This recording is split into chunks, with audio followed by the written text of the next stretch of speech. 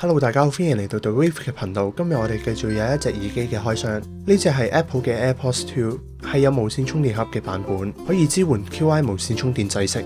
我哋事不宜遲，開箱先。Apple 嘅產品喺包裝同埋內容物方面都非常之簡潔。拆開包裝紙之後，打開個盒，盒入邊同樣地有好多張唔會睇嘅說明，跟住就係充電盒本體，入邊就係我哋今日嘅主角 AirPods 2。再落去嘅係 A 條 Lightning 嘅充電線。因為外觀設計嘅原因，大多數人戴上去都唔會跌出嚟，同埋今代用咗新嘅 H1 晶片，可以支援藍牙 5.0， 同時亦減低咗延遲。整體嘅方向感覺同啱啱出嘅 WF-1000X M3 差唔多。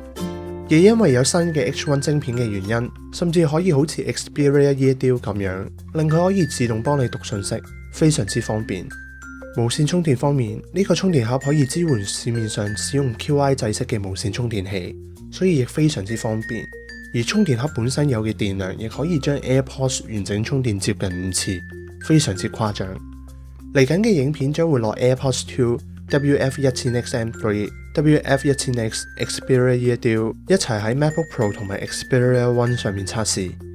如果你唔希望錯過任何一條影片，了解邊隻真無線耳機更加好，就記得訂閱我呢個 channel， 同埋打開影片更新提示。如果你哋中意呢條影片，就順便留言撳個 like。我哋下次再見啦，拜拜。